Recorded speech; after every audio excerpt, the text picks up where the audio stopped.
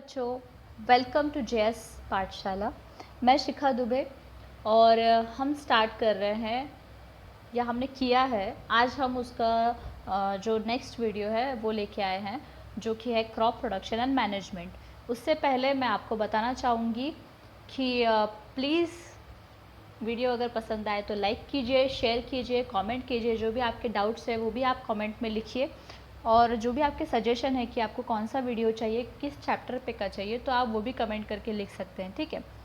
और सब्सक्राइब कीजिए और जो बेल आइकन है उसे प्रेस कीजिए, ताकि जब भी मैं वीडियो अपलोड करूँ तो आपको नोटिफिकेशन आए, तो आप जल्दी से जल्दी उसे देख पाए वो वीडियो को, ठीक है। सो प्लीज़ सब्सक्राइब कीजिए। तो हम स्टार्ट करते हैं। हमारा जो लेसन है वो क्रॉप प्रोडक्शन एंड मैनेजमेंट। तो हमने पहले से देखा था कि बहुत सारे स्टेप्स है एक क्रॉप प्रोडक्शन के लिए, ठीक है। तो हमारी फर्स्ट जो स्टेप थी वो हमने देखी थी प्रिपरेशन ऑफ सॉइल, जिसमें हमने देखा था कि हमें सॉइल को टर्न करना है और लूजन करना है। टर्न क्यों करना है? क्योंकि न्यूट्रिएंट्स का जो एक्सचेंज है वो होता रहे। और जो लूजन क्यों करना है? क्योंकि रूट्स जो है उन्हें प्रॉपर न्यूट्रिएंट्स मिलना चाहिए, इसीलिए हमें लूजन करने की ज़रूरत होती है। और लूजन किस किस चीज़ से हो सकता है? अर्थ फॉर्म से होता है, माइक्रो ऑर्गेनिज्म से होता है, और जो हम टिलिंग करते हैं उससे भी होता है, ठीक है। सो ये हो गया हमारा प्रिपरेशन ऑफ सॉइल। अब जो नेक्स्ट स्टेप है हमारी वो है सोइंग। सोइंग मतलब कि बोना। अब बोने से पहले बहुत ज़्यादा इम्पॉर्टेंट टास्क है कि जो सीड्स है वो सीड्स हमारे जो अच्छे क्वालिटी की होने चाहिए। अगर अच्छी क्वालिटी की नहीं रहेगी तो हमारा जो क्रॉप है वो अच्छे क्वालिटी का नहीं रहेगा। अगर क्रॉप अच्छी क्वालिटी का नहीं रहेगा, अगर वो हेल्दी नहीं रहेगा, वीक रहेगा, तो जो हमारा आगे जो अनाज होने वाला है वो अच्छी क्वालिटी का नहीं रहेगा। तो सबसे ज़्यादा इम्पॉर्टेंट चीज़ है कि जो हमारे सीड्स है वो बहुत ही अच्छे क्वालिटी की होने चाहिए। तो इसे भी फार्मर्स बहुत अच्छे से सिलेक्ट करते हैं। अब सिलेक्ट करने का भी एक प्रोसीजर से जैसे इन्होंने यहाँ पे बताया हुआ है। पहली एक दिन क्या करती है कि अपनी मम्मी को देख लेती है।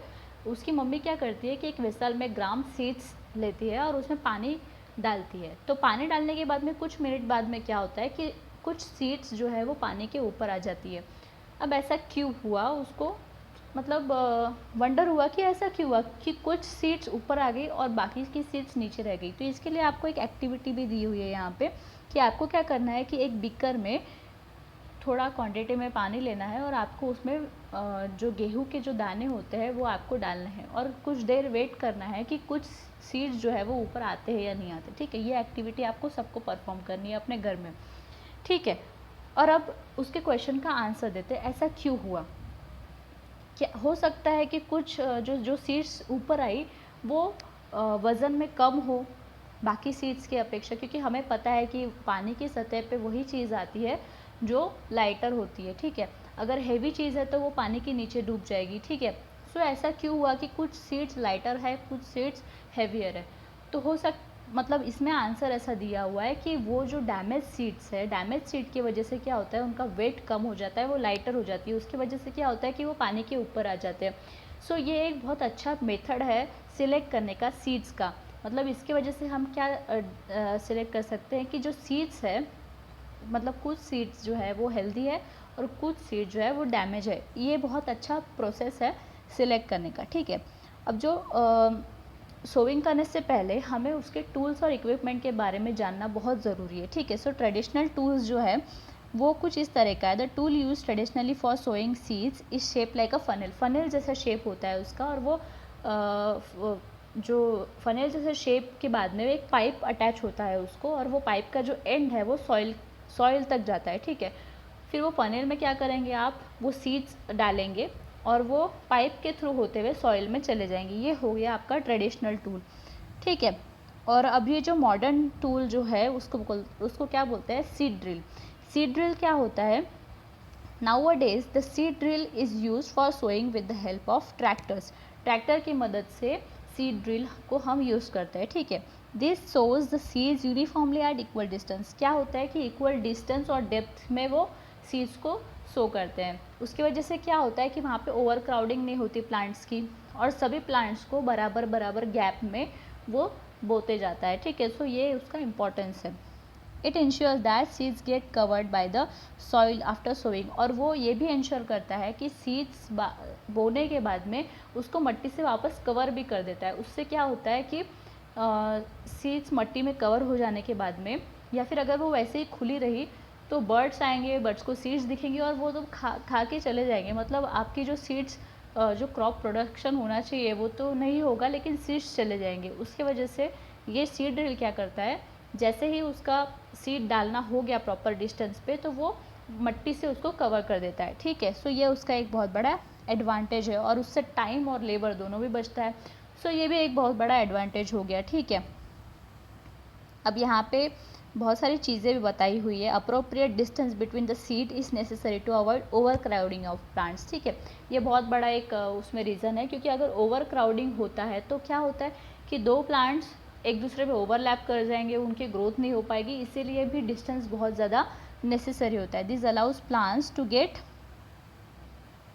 sufficient sunlight, nutrient and water from the soil. At times a few plant may have to be removed to prevent overcrowding. कभी कभी क्या होता है कि फिर अगर ज़्यादा ही ओवर क्राउडिंग हो रही है तो कुछ प्लांट्स निकालने भी पड़ते हैं, लेकिन अगर हमने सीड ड्रिल जैसे इक्विपमेंट का यूज़ किया तो काफ़ी अच्छे डिस्टेंस पे काफ़ी हद तक हम सफल हो जाते हैं कि बहुत ज़्यादा अच्छे से मेंटेन करते हैं हम डिस्टेंस, और उसकी वजह से जो ग्रोथ होती है प्लांट्स की वो बहुत अच्छी तरीके से होती है। सो हमें आजकल के मॉडर्न इक्विपमेंट जो है उनकी हेल्प लेनी चाहिए और अच्छे से अच्छा जो हमारा ग्रोथ है, क्रॉप का जो ग्रोथ है वो करना चाहिए। ठीक है, सो जो नेक्स्ट स्टेप होती है सोइंग के बाद में वो होती है एडिंग मैन्योर एंड फर्टिलाइजर्स। अब आपको मैन्योर और फर्टिलाइजर्स में यहाँ पे डिफरेंस भी दिया हुआ है और मैन्योर और फर्टिलाइजर्स हमको क्यों यूज़ करने चाहिए ये भी बताया हुआ है। ठीक है, सो वन बाय वन देखते हैं। The substance which are added to the soil in the form of nutrients for the healthy growth of plants are called as manure and fertilizers. कुछ सब्सटेंस जो होते हैं वो न्यूट्रिएंट के form में हम सॉइल में डालते हैं। क्यों? क्योंकि ग्रोथ होनी चाहिए प्लांट्स की, तो उन्हें क्या कहते हैं, मैन्योर और फर्टिलाइजर्स।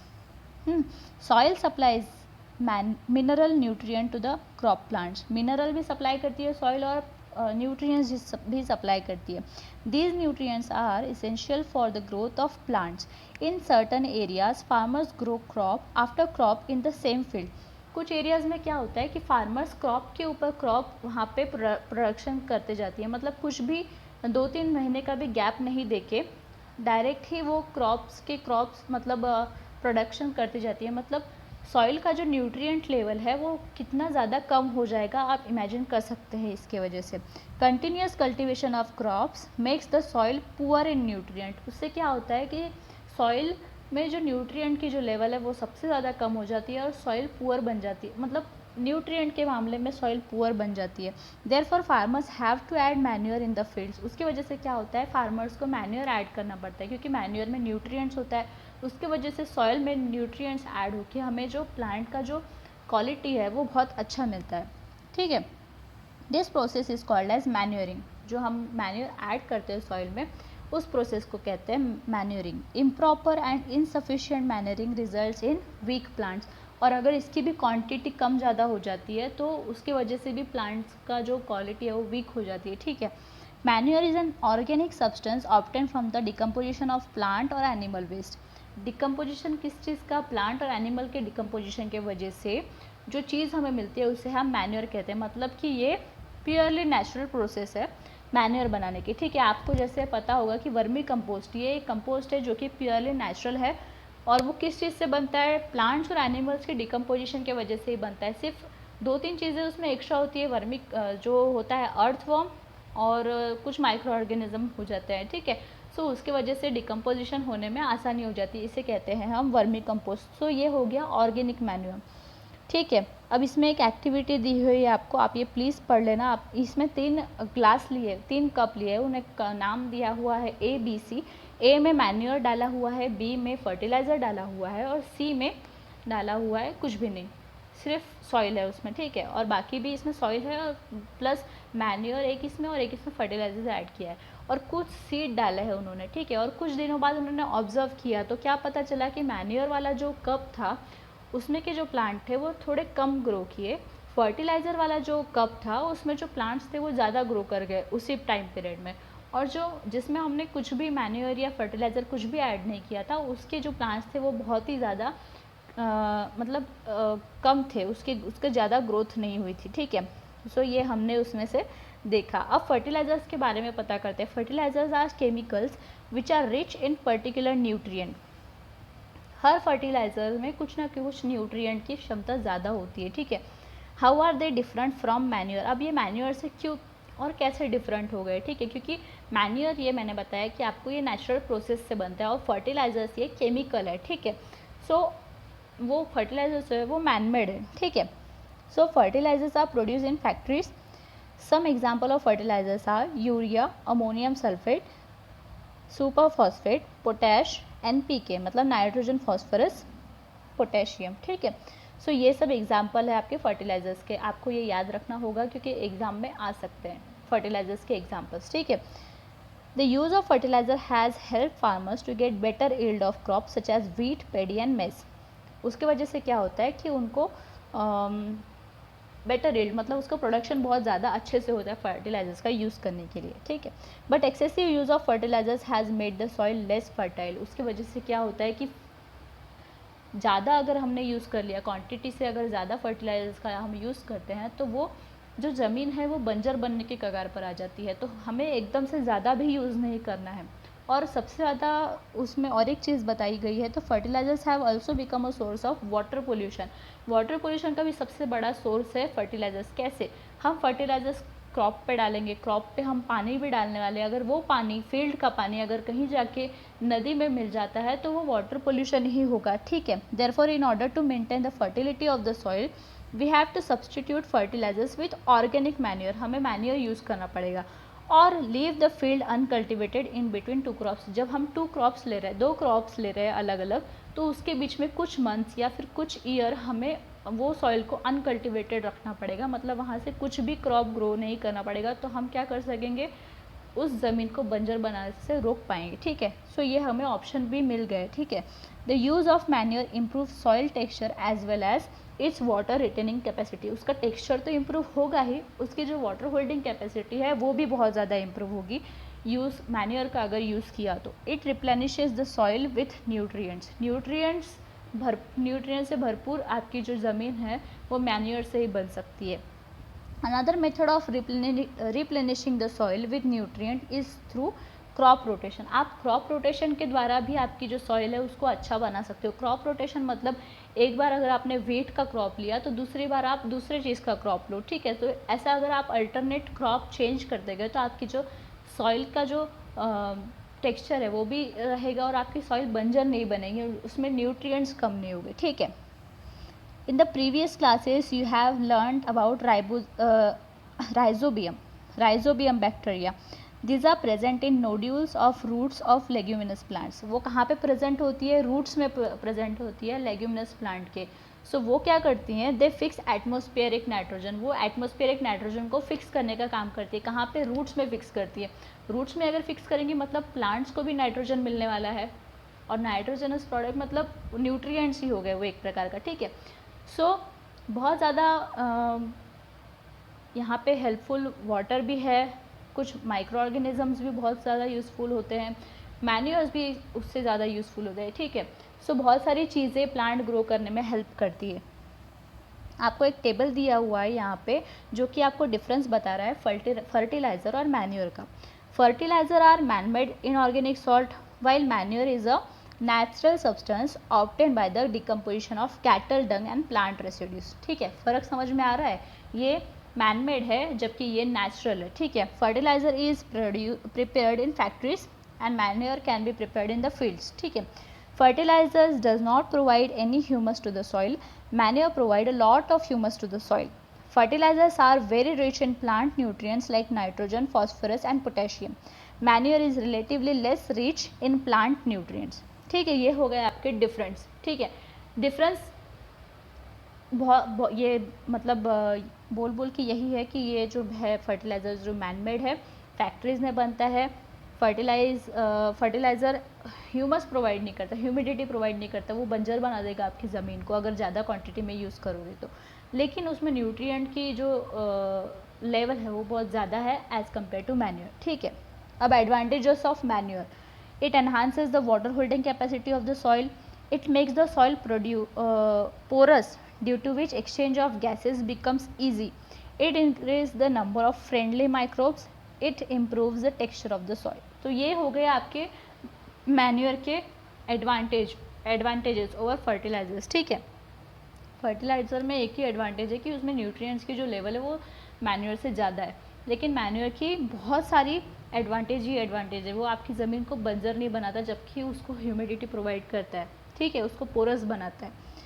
अब जो नेक्स्ट लेवल है वो आ जाती है इरिगेशन। इरिगेशन मतलब होता है कि जो आपकी सॉइल है उसको वाटर प्रोवाइड करना, क्योंकि क्रॉप्स को वाटर की बहुत ज़्यादा ज़रूरत होती है, और क्या आपका वो काम बन जाता है कि उनको वाटर कैसे प्रोवाइड करना है। जर्मिनेशन भी अगर आपको करना है सीड्स का, तो भी उसको वाटर की बहुत ज़्यादा ज़रूरत होती है, और हर क्रॉप को अपने अलग अलग लेवल के ऊपर पानी की आवश्यकता होती है। ठीक है, सो और इस प्रोसेस को वन बाय वन पानी देने को उसको क्या बोलते हैं, इरिगेशन। मतलब एक टाइम इंटरवल के बाद में हर क्रॉप को कैसे और कितना पानी देना है, इस प्रोसेस को बोलते हैं इरिगेशन। ठीक है, सो इरिगेशन की भी बहुत सारी प्रोसेस है, जैसे source of irrigation are wells, tube wells, ponds, lakes, rivers, dams and canals. ठीक है, ये हो गए आपके सोर्स ऑफ इरिगेशन।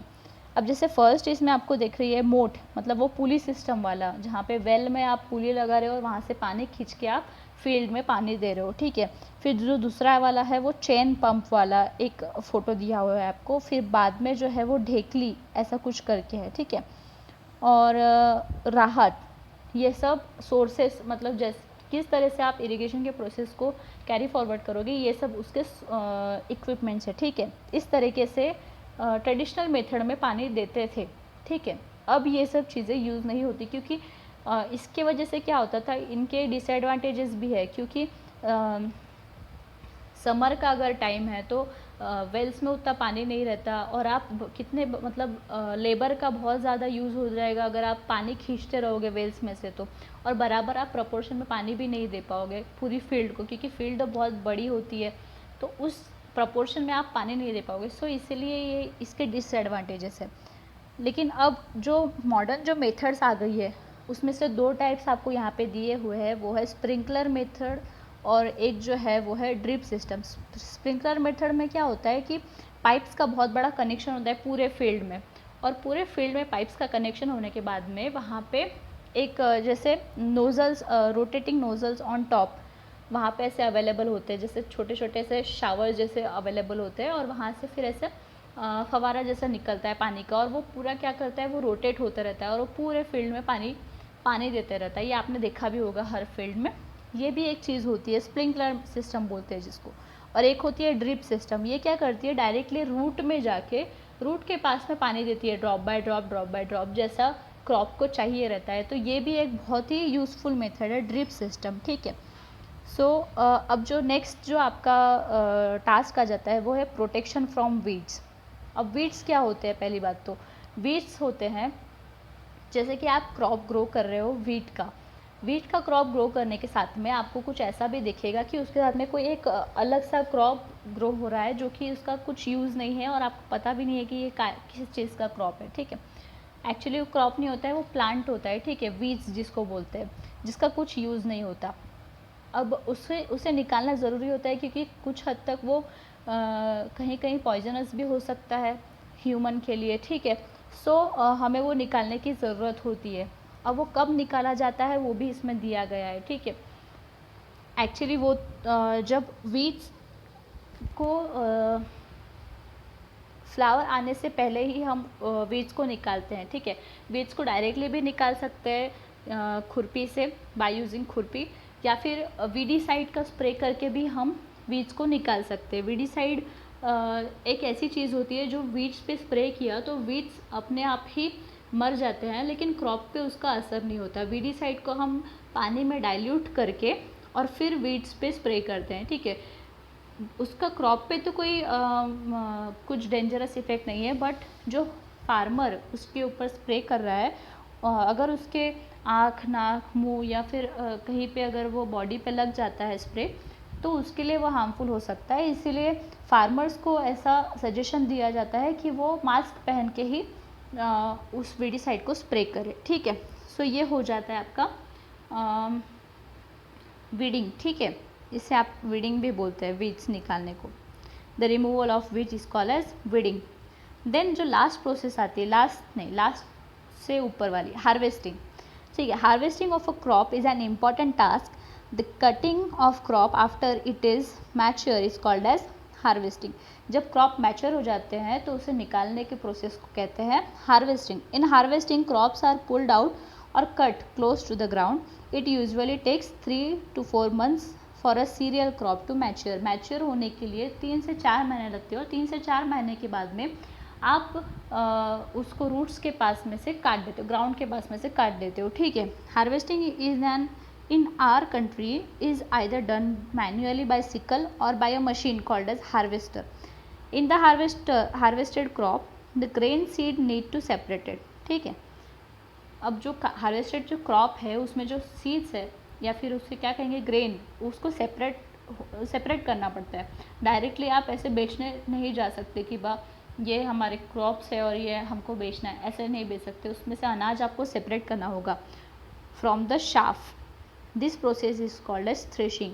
और इस प्रोसेस को, जो सेपरेशन की जो प्रोसेस है उसको थ्रेशिंग कहते हैं। This is carried out with the help of machine called as combine which is in fact a harvester as well as a thresher. मतलब दोनों भी चीज़ें एक साथ में होती है, वहाँ पे हार्वेस्टिंग भी होती है और थ्रेशिंग भी होती है। मतलब क्या होता है कि कटिंग भी होता है क्रॉप का और सेपरेशन भी होता है अनाज का। इसे कहते हैं कॉम्बिन। ठीक है, वो उस मशीन का नाम है कॉम्बिन।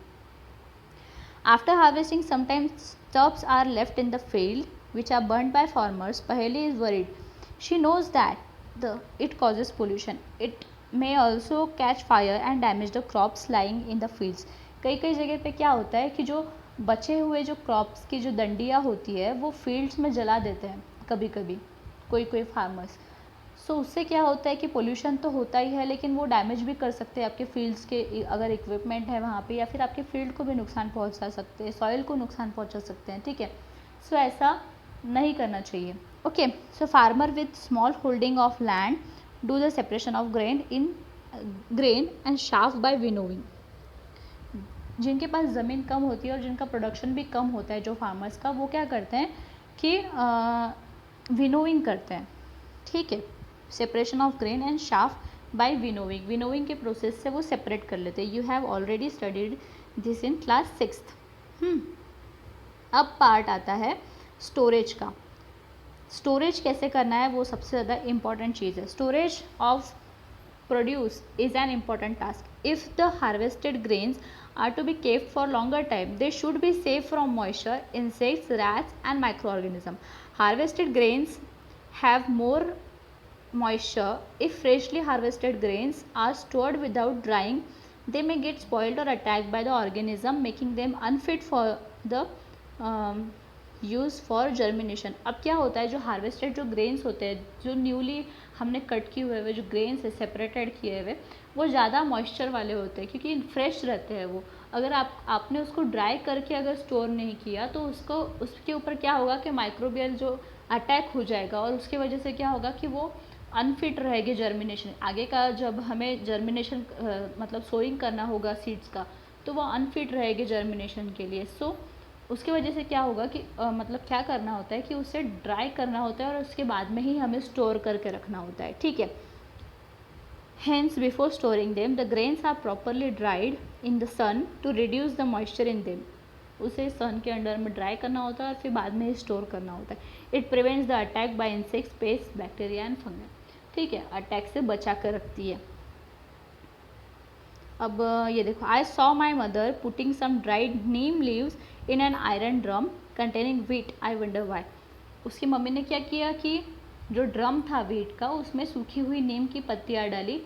क्यों? क्योंकि वहाँ पे माइक्रोबियल अटैक नहीं होना चाहिए, माइक्रोब्स का अटैक नहीं होना चाहिए, इसीलिए उन्होंने नीम की पत्तियाँ डाली। लेकिन ये घरगुती उपाय हो सकता है, लेकिन जब हमें कोई फील्ड का जो क्रॉप प्रोडक्शन है उनका अगर स्टोरेज करना है तो वो बहुत लार्ज क्वांटिटी में होता है और ये हम वहाँ पे नीम की पत्ती वगैरह का यूज़ नहीं कर सकते। वहाँ पे केमिकल ट्रीटमेंट ही करना होता है, जैसे कि यहाँ पे बोला है for storing large quantities of grains in big godowns, specific chemical treatment are required to protect them from pests and microorganism। वो क्या करते हैं, जूट की जो बैग्स होती है उसमें ग्रेन्स को स्टोर करते हैं। ठीक है, सो ये हो जाता है उसका स्टोरेज।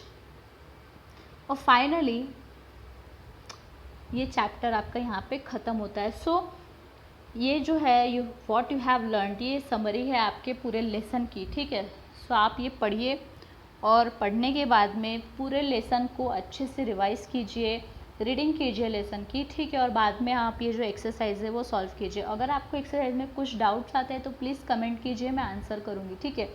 और जो भी आपको दिक्कत जाती है कोई भी क्वेश्चन सॉल्व करने में, तो आप प्लीज़ वो भी कमेंट कीजिए। और वीडियो अगर पसंद आता है तो लाइक कीजिए, शेयर कीजिए, और आपको कौन से वीडियोस चाहिए उसका भी सजेशन दीजिए, ठीक है। और सब्सक्राइब तो करना ही है आपको। ओके, सो मिलते हैं नेक्स्ट वीडियो में और नेक्स्ट लेसन के साथ में। सो तब तक के पढ़ाई कीजिए और वीडियोस देखिए, ठीक है।